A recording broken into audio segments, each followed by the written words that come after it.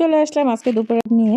তো আমি হচ্ছে আজকে দুপুরে কি দিয়ে ভাত খেলাম তা ওগুলো হচ্ছে আপনাদের সাথে শেয়ার করলে আমার ভালো লাগে, তাই শেয়ার করতে চলে আসলাম। তো আজকে দুপুরে কি মেনু ছিল? আজকে দুপুরে মেনু ছিল ভাত, ভাতের সাথে গরম ভাত, ভাতের সাথে ছিল গরুর মাংসের আচার, ছিল মাছ ফ্রাই, আর ছিল হচ্ছে গুড়া মাছ এবং ছিল লাউ, আলু আর মাছ দিয়ে রান্না করা। যাই হোক, সবার প্রথম আমি হচ্ছে গরুর মাংসের আচারটা দিয়ে ভাত খেয়ে নিলাম।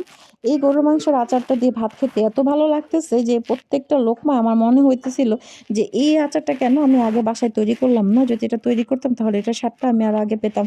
খুবই মজার আচারটা। এই আচারটা দিয়ে অনায়াসে অনেকগুলো ভাত খাওয়া যায়। আর কিচ্ছু লাগবে না। ১ প্লেট ভাত শুধু আপনি আচারটা দিয়েই খেতে পারবেন, গরুর মাংসের আচারটা দিয়ে। তো আমি গরুর মাংসের আচারটা দিয়ে ভাত খেতেছি আর আমার শুধু ভাবতেছি আমি কেন আমি আগে তৈরি করলাম না। তো আমি হচ্ছে ভাবতে আমার গরুর মাংসের আচারটা শেষ হয়ে গেল। গরুর মাংসের আচার দিয়ে ভাত খাওয়া শেষ। তো আমি এখন হচ্ছে শুকনো মরিচ ভাজাটা দিয়ে আমি ভাতটা ডলে নিলাম। ভাতটা শুকনো মরিচ মেখে তার মধ্যে নিয়ে নিলাম মাছ। মাছটাকে একটু ভেঙে কাটা বেছে মাছ, মরিচ, ভাত, প্রত্যেকটা লোকমায় মনে হইতেছে কি যে স্বাদ মুখে দিতেছি, পুরো অমৃত, এত মজা লাগতেছে। একটা সময় মাছ খেতাম না, মাছ দেখলে বা মাছের তরকারিই খেতাম না। এখন অবশ্য মাছটাকে তেলের মধ্যে কড়কড়া করে ফ্রাই করলে এভাবে হচ্ছে শুকনো মরিচ ভেজে ভাতটা খাই। কিন্তু তরকারির সাথে রান্না করলে আর মাছটা খাওয়া হয় না, কেন জানি ভালো লাগে না। তা আমার হচ্ছে এভাবে আমি মাছটা দিয়ে ভাতটা খেয়ে নিলাম। মানে মাছটা এত কড়কড়া করে ভাজছি যে হচ্ছে মাছের কাঁটাটাও হচ্ছে একবারে মচমচা হয়ে গেছে, মচমচা হয়েছে মাছটা। যাই হোক, মাছটা কিন্তু খেতে খুবই মজার ছিল আর কাটা ছিল অনেক। এই মাছটা সম্ভবত কার্পু মাছ ছিল।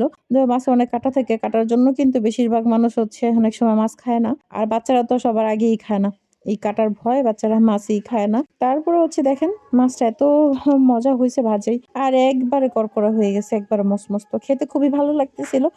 মাছ দিয়ে ভাত খাওয়া শেষ। তো এখন হচ্ছে আমি গুড়া মাছটা নিয়ে নিলাম। এটা হচ্ছে কাচকি গুড়া মাছ। এটাকে আমি হচ্ছে আলু, তারপরে টমেটো, ধনিয়া পাতা, কাঁচামরিচ সবকিছু দিয়ে হাতে মাখায় বসেছি। এই তরকারিটা এত মজা হয় গুড়া মাছের, যে খেতে এত ভালো লাগে। সবসময় আমার কাছে হাতে মেখে গুড়া মাছ রান্না করলে খুবই ভালো লাগে। তো এটা কেউ চাইলে ভিডিওটা দেখতে পারেন, আমার পেজে আছে হাতে মাখা গুড়া মাছ। যাই হোক, তরকারিটা এত মজা হয়েছে, কালারটা দেখে বুঝতে পারতেছেন তরকারিটা যে কি স্বাদের হয়েছে, কি দারুণ হয়েছে। তো আমি হচ্ছে এই যে গুঁড়া মাছটা দিয়ে ভাত খেয়ে নিলাম। দেখেন প্রত্যেকটা লোকমায় আমার কাছে মনে হইতেছে কি যে অমৃত মুখে দিতেছি। আবার রান্নাগুলো এত ভালো হয়, মানে মাঝে ওই যে হাবু ভাই একটা নাটক দেখতাম, যে বললো যে রান্নার হাতটা দেখি, কে রান্না করছে রান্নার হাতটা দেখতে যাই। তো আমি মাঝে ভাবি যে আমার হাতটা আমিও রান্নার হাতটা দেখি, এত ভালো লাগতেছে।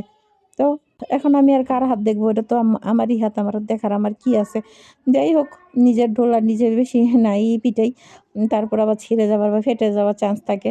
কিন্তু আমার কাছে এত ভালো লাগতেছিল রান্নাগুলা বা খাবারগুলো, খুবই মজা হইছে।